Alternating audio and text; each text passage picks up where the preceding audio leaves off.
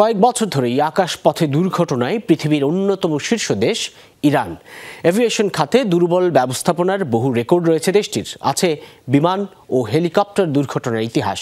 বিশ্লেষকরা মনে করেন এর প্রধান কারণ যুক্তরাষ্ট্র ও পশ্চিমাদের নিষেধাজ্ঞা, যে কারণে দশকের পর দশক ধরেই পশ্চিমাদের কাছ থেকে কেনা বিমানের যন্ত্রাংশ বা সফটওয়্যার হালনাগাদ করতে পারছে না তেহরান। শিয়া বাটার, অ্যালোভেরা ও ভিটামিন ই সমৃদ্ধ লিলি বিউটি সোপ।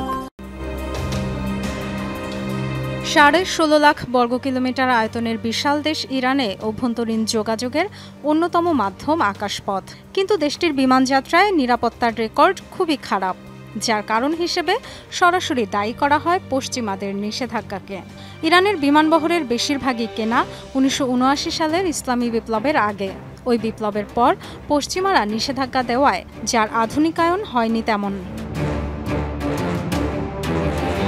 কেবল নতুন আকাশযান কেনায় বাধা নয়, নিষেধাজ্ঞার কারণে সংস্কার বা মেরামতো করা যাচ্ছে না হেলিকপ্টার কিংবা বিমানের বহর, হালনাগাদ করা যাচ্ছে না সফটওয়্যার।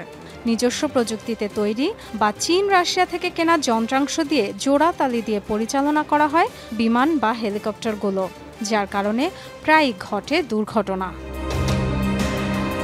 প্রেসিডেন্ট রইসিকে বহনকারী বিধ্বস্ত হেলিকপ্টার বেলও 1979 সালের আগে কেনা যুক্তরাষ্ট্র থেকে। বেসামরিক যানের পাশাপাশি ইরানের সামরিক বহরেও বেশিরভাগ বিমান 1979 সালের ইসলামী বিপ্লবের আগেই কেনা। যান্ত্রিকভাবে দুর্বল ও পুরনো প্রযুক্তির কারণে গত 3 দশকে ভয়াবহ অনেকগুলো বিমান দুর্ঘটনা দেখেছে ইরান। প্রাণ গেছে বিপুল সংখ্যক আরোহীর। বিমান ও হেলিকপ্টার দুর্ঘটনায় প্রাণহানির শিকার হয়েছেন অনেক সামরিক কমান্ডার ও পাইলট। তালিকায় আছেন বেশ কয়েকজন মন্ত্রীসহ বহু প্রশাসনিক কর্মকর্তাও। ডরথি তাসরিন, যমুনা নিউজ।